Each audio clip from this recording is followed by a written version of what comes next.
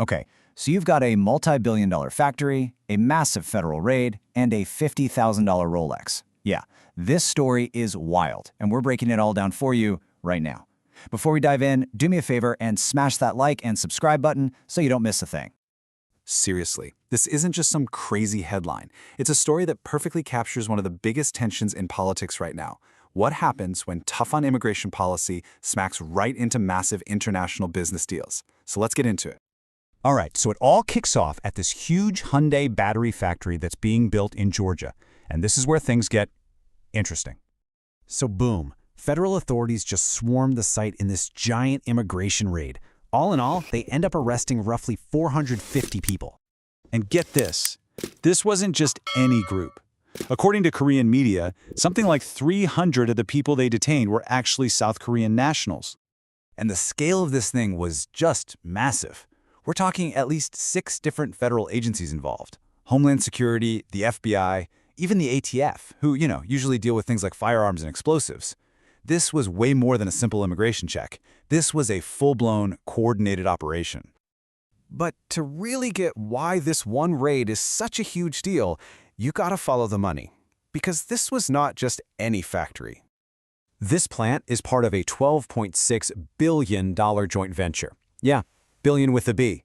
It's between Hyundai and LG Energy, 2 of South Korea's absolute biggest companies.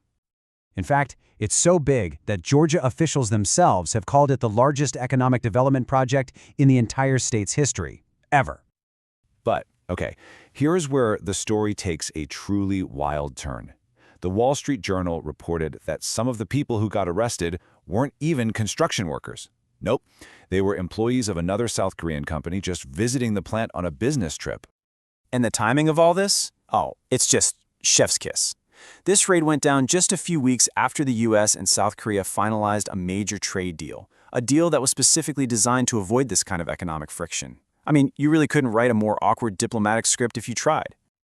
So you've got this diplomatic train wreck happening on one side, and on the other, well, you've got pure political theater. On the very same day as the raid, the Secretary of Homeland Security was touring a new detention facility. The official message was tough, right? Louisiana lockup could be your last stop in America. But the unofficial message? Well, that was maybe delivered by the $50,000 Rolex she was reportedly wearing. The optics? Yikes. Now, this raid isn't happening in a vacuum. It's all part of a much bigger picture.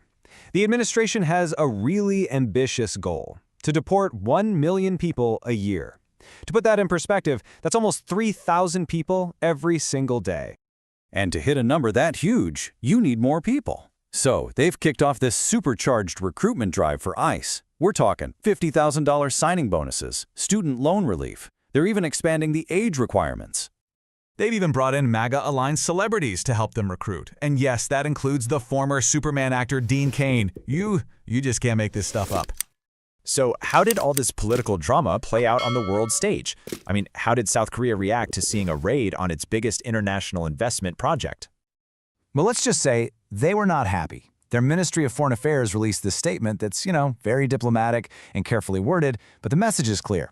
They're basically saying, hey, you can't just trample all over the interests of our companies and our citizens like this. And this wasn't just talk. There were immediate financial shockwaves. The stock price for LG Energy, Hyundai's partner and a global giant in battery making, it dropped 2% right after the news of the raid broke. So it all comes down to this one question, right? Was this just a necessary enforcement of immigration law? Or was it a massive diplomatic blunder that puts billions of dollars of investment at risk? I really want to know what you think. Drop your take in the comments below. And for more explainers that cut right through the noise, make sure you're subscribed. See you next time.